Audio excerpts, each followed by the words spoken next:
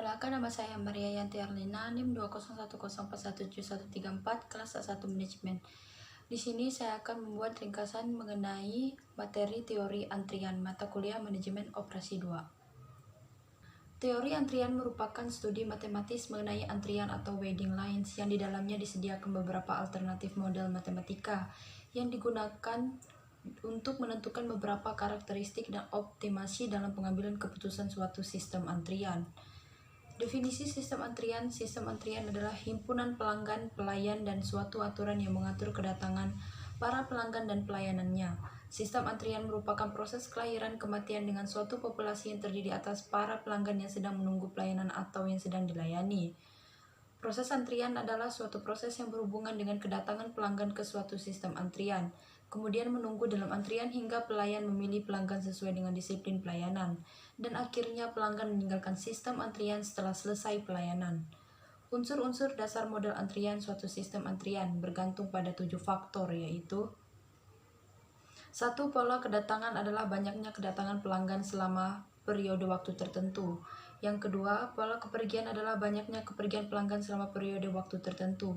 Yang ketiga, rancangan sarana pelayanan atau desain sarana pelayanan berkaitan erat dengan bentuk barisan antrian dan pelayanan pada suatu sistem antrian. Rancangan sarana pelayanan terdiri atas 4 macam yang diuraikan sebagai berikut. A. Satu saluran, satu tahap atau single channel, single pass. Artinya sarana pelayanan memiliki satu pelayan dan pelayanan kepada pelanggan diselesaikan dalam satu kali proses pelayanan. B. Banyak saluran, satu tahap atau multi-channel single pass. Artinya sarana pelayanan memiliki lebih dari satu pelayan dan pelayanan kepada pelanggan diselesaikan dalam satu kali proses pelayanan. Yang C. Satu saluran banyak tahap atau single channel multipass. Artinya sarana pelayanan memiliki suatu pelayanan dan pelayanan kepada pelanggan belum terselesaikan hanya dalam satu kali proses pelayanan.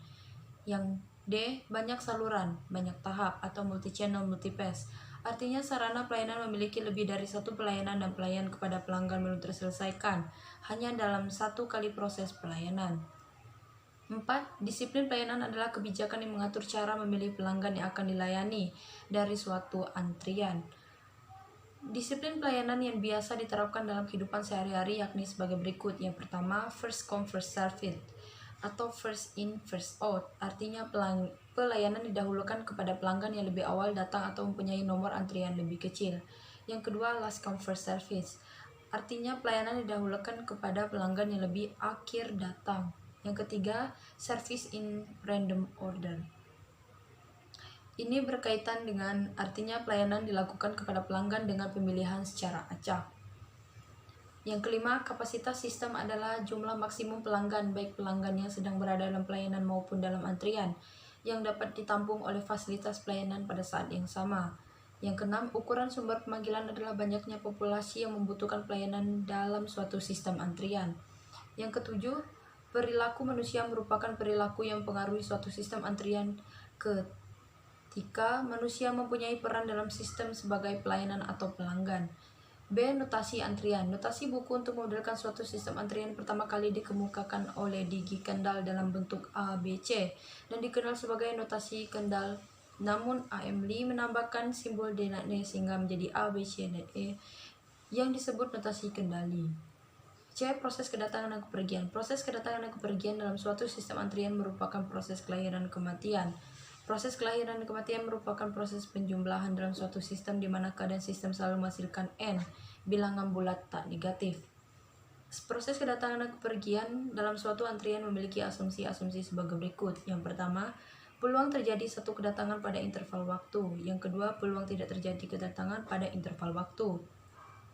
Yang ketiga, peluang terjadi satu kepergian pada interval waktu. Yang keempat, peluang tidak terjadi kepergian pada interval waktu. Yang kelima, peluang terjadi lebih dari satu kedatangan dan kepergian pada interval waktu. Yang keenam, kedatangan dan kepergian merupakan kejadian-kejadian yang saling bebas.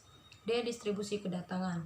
Distribusi kedatangan berhubungan dengan peluang terdapat n kedatangan pelanggan dalam suatu sistem antrian pada interval waktu tertentu. Kedatangan-kedatangan yang dimaksud dalam pembahasan ini adalah kedatangan murni, yaitu kedatangan tanpa disertai kepergian, maka laju kepergian. E. Distribusi kepergian. Distribusi kepergian berhubungan dengan peluang terdapat n kepergian pelanggan dalam suatu sistem antrian pada interval waktu tertentu. Kepergian yang dimaksud dalam pembahasan ini adalah kepergian murni, yaitu kepergian yang tanpa disertai kedatangan. F. Proses kedatangan dan kepergian steady state. Kondisi steady state yaitu keadaan sistem yang tidak tergantung pada keadaan awal maupun waktu yang telah dilalui. G. Model antrian merupakan salah satu model antrian yang penotasiannya berdasarkan pada notasi kendali. Pada model antrian ini, M menyatakan kedatangan dan kepergian berdistribusi Poisson ekuivalen dengan waktu antar kedatangan dan waktu pelayanan berdistribusi eksponensial. C menyatakan jumlah channel pelayanan, disiplin pelayanan, kapasitas sistem tak terbatas, dan ukuran sumber panggilan tak terbatas. Model antrian mempunyai kedatangan berdistribusi Poisson dan waktu pelayanan berdistribusi eksponensial. H. Ukuran keefektifan model antrian, yaitu terdapat ada 5. Yang pertama, ekspektasi jumlah pelanggan dalam antrian. Yang kedua, ekspektasi waktu menunggu dalam antrian. Yang ketiga, ekspektasi waktu menunggu dalam sistem. Yang keempat, ekspektasi jumlah pelanggan dalam sistem. Yang terakhir, ekspektasi jumlah pelayanan yang sibuk. I. Model tingkat aspirasi. Model keputusan antrian merupakan suatu model yang bertujuan menimbulkan biaya total yang berkaitan dengan suatu sistem antrian. Oleh karena itu, keputusan yang diambil melalui model keputusan ini diharapkan dapat diterapkan dan mampu mengoptimalkan sistem antrian tersebut. Sifat dan situasi antrian mempengaruhi pemilihan model keputusan yang akan digunakan. Oleh karena itu, situasi antrian dapat digolongkan ke dalam 3 kategori. Yang pertama, sistem manusia, yaitu sistem antrian yang pelanggan dan pelayanannya manusia.